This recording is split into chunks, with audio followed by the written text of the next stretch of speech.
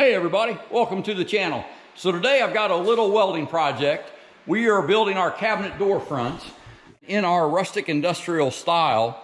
We're going to build the cabinet doors out of wood, but then we want this 1/4-inch strapping on front, and then also because we had to glue up some of those boards, we're going to drill through and then that'll help hold it together.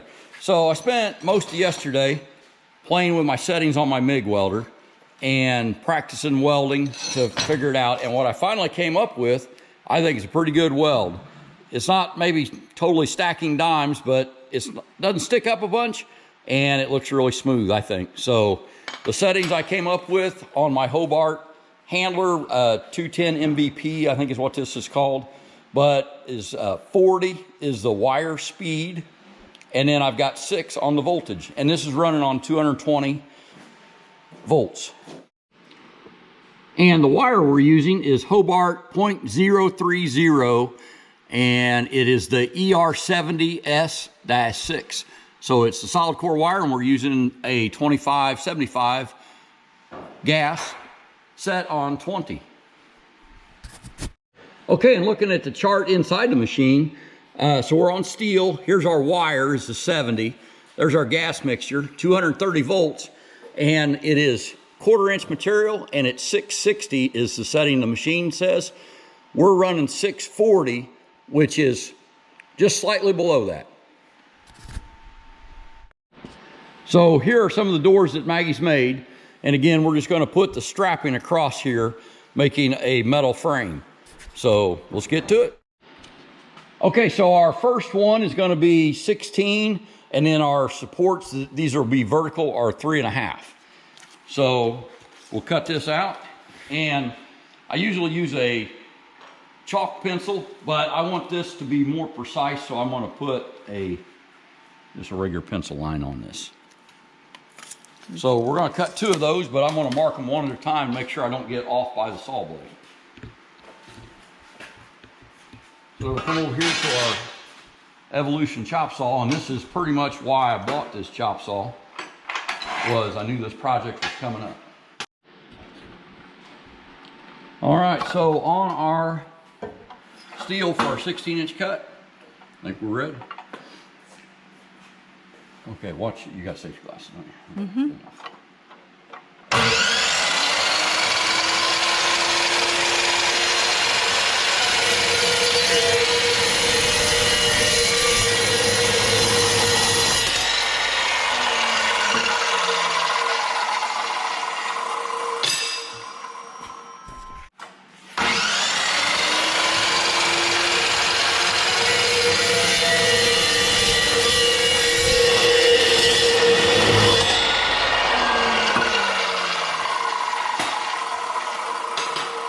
All right, now we need 2 3.5s.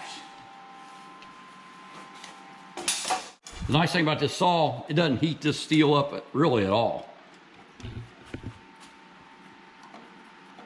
No, 3.5.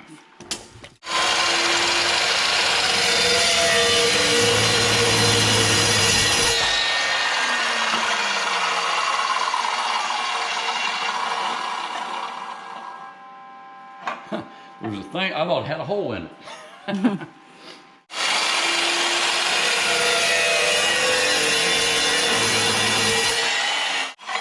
All right, any luck at all? These should be the same size. Now it becomes more of a grinding project than a welding project. So here's what I'm going to do to weld this up. And I've seen a lot of things that talk about leaving an 1/8-inch gap, and I had little drill bits I was using as spacers. What I found out was I got the best joint with the best looking weld when I just butted them up tight, so you can see on the back side, you know, and there's not penetration through there, but this isn't like it's holding up a bridge or anything. What I'm going to do is I'll take my grinder now and grind out a 45-degree angle, so basically almost sharpen these like kind of almost like bush hog blades, and we'll just fill that V in to make our joints. So I'll mark where they need to be. I need to grind to here on this one, and there on that one. And it's pretty easy because obviously it's just the ends of the short ones. And then we'll get all the mill scale off this and weld it up.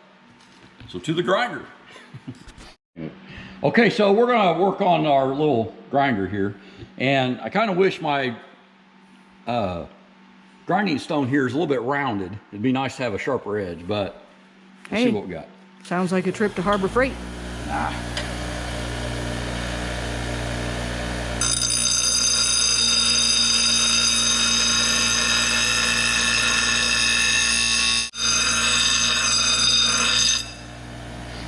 Perfect. Kind of making a brush hog blade. Okay, let's try and grind this one now.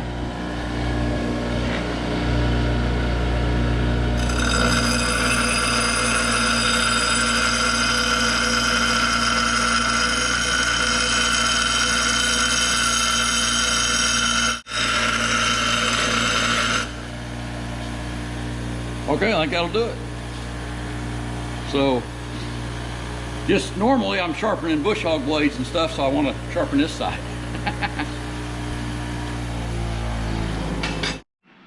Okay, so now we'll grind up our small piece and fit up the first joint.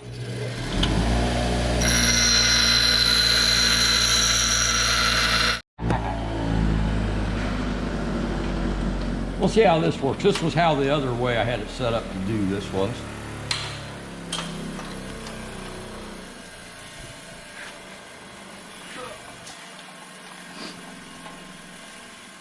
So with a hand grinder,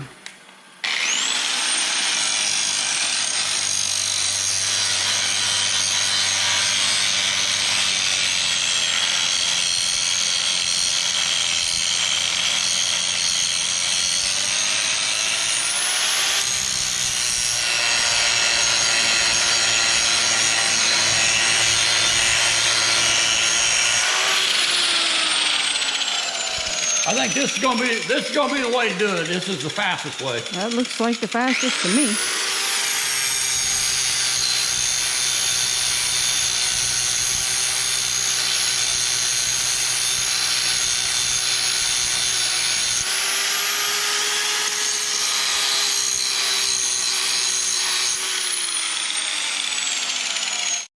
Okay, so I like the land size on this one. This one's at least twice that, so I'm gonna go ahead and shave that down just a little bit more. I think my angle is off just a little bit with the hand grinder. What I liked is with the hand grinder, it seems to be more consistent. Let's see, I want about 45.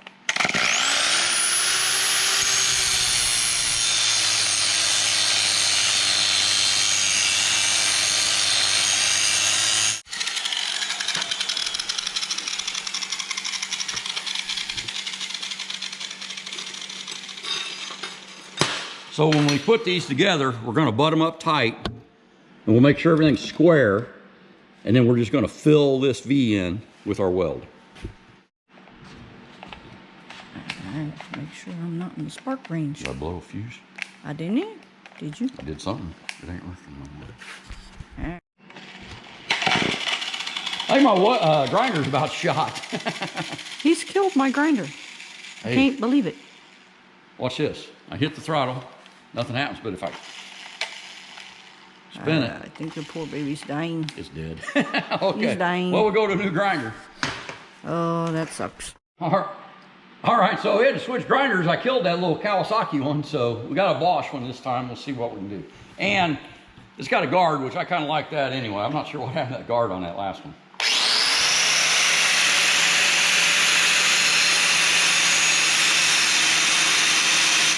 Okay, hopefully now we've got our workpiece secure enough.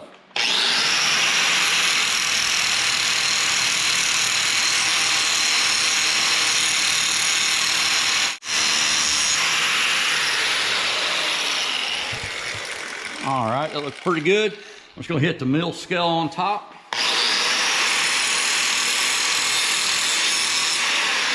All right, that one's ready to weld. Well, let's see, what else do we have? We got one more little one. And then you have to take the mill scale off of these.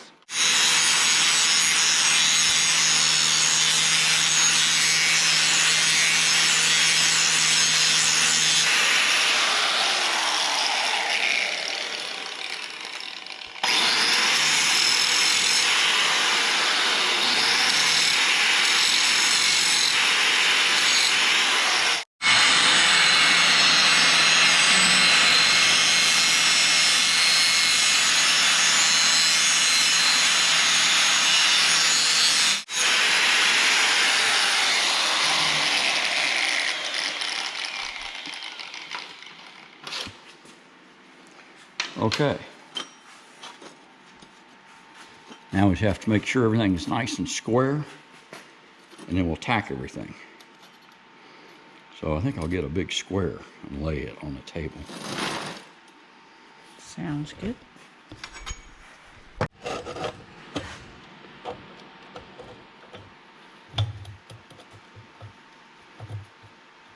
This needs to come into the corner more.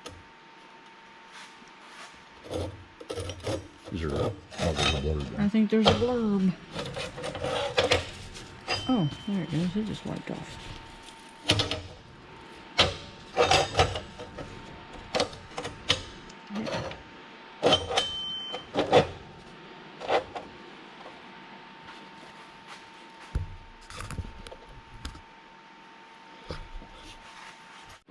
Okay, so we've got it laid out and square.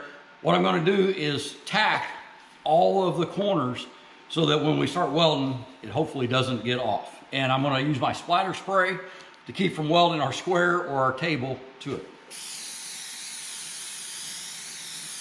And it'll just make a neater job.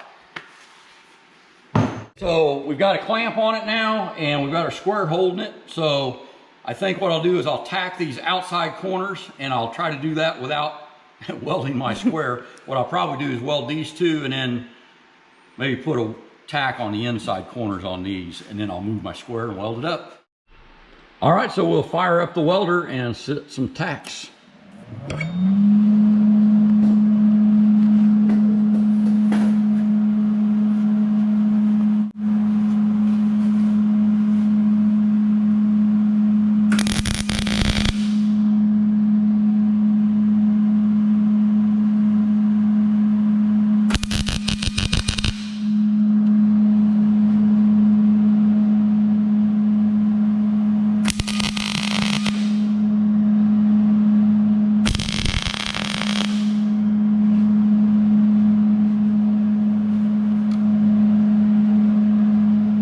Better move my, yeah, better move my square.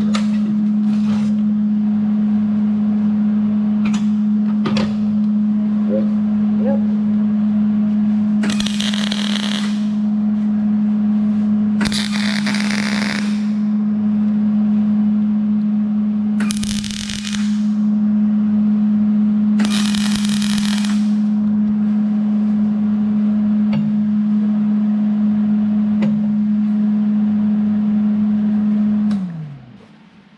Okay, so we got her tacked up.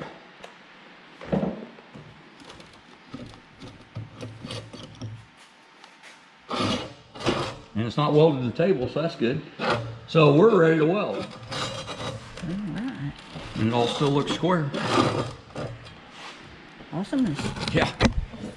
Okay, so now I'm going to go ahead and do the full weld here, and then probably there, and then I'll spin this whole thing around so that I have my, basically my drag angle the same on all of them. All right, so let's do our first weld. And I'm just gonna do cursive ease with this.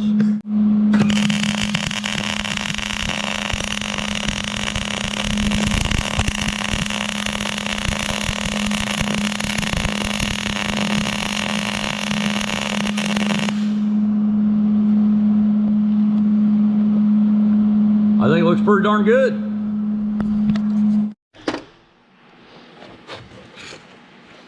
All right, we're ready for a second weld? Yep. So we'll do cursive E.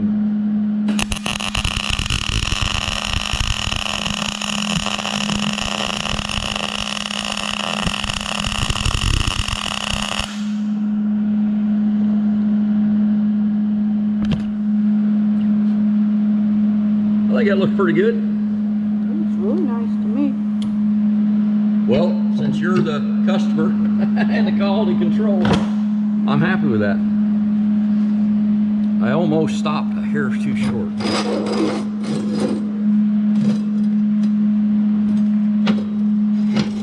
What I like is it's staying nice and flat. I was worried about it as it cooled, starting to warp. So let's do the other two. All right, let's do this weld right here.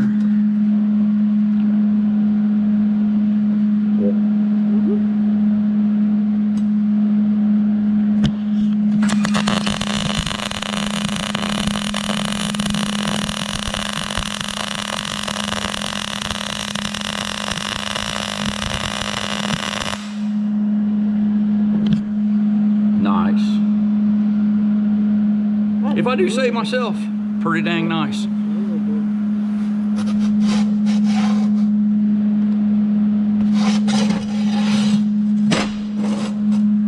Still staying flat, which is what I want.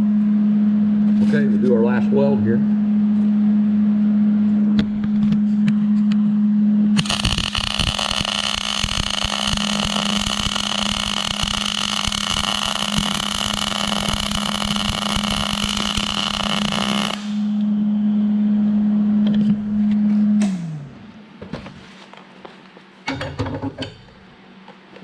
I think equally nice.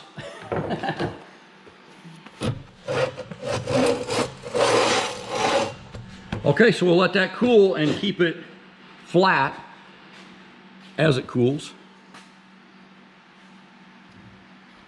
I think this is going to work out really well. The first two welds are not as pretty as the last two, but you know what? We're rustic industrial and we're DIY. So it's very much acceptable. All right. So after this cools and we make sure it's all still flat and square, we'll drill the holes and get it screwed to our wooden door that we made for our cabinets. So here's the back sides, and because we butted it up together, they're not full penetration welds, but you can see where the tacks on the ends, and then this, actually I came out with the real weld, and there's plenty of penetration here. This is not going anywhere. And especially its function is decorative and to hold those boards together to keep them from spreading apart. So this is gonna work. We've got about, what, 200 more to do? A lot. Yeah. Yeah. All right. All right, so we still have to do some sanding and some painting and drill holes for the screws, but basically this is the idea. This door was made out of a few pieces, looks like 1, 2, 3, 4, 5 pieces of wood. And this wood was all wood that came off our property. And so this is a total DIY cabinet door, but we're gonna put holes in here and screw this on. And obviously, like I said, clean it up and paint it. But my welds will always be in this house. And I assume they'll get better as we go through this project, but I'm not gonna show you the whole thing. We're making another separate video on making these doors, and then we'll show you putting it together in the house. But thanks a lot for watching. If you like this video, give us a like. It definitely helps the channel, and we invite you to subscribe to see more. And I'll probably start welding those up, and I'll make another video just of the welding. But this is the project at hand. I think it's gonna look gorgeous. So this is 8 doors. We've got 1 of the trim pieces made, and Maggie just told me she's got 60 doors to do. So I've got a lot of welding ahead of me, but I'd rather weld and put metal together than put wood together. But that's just me. Take care.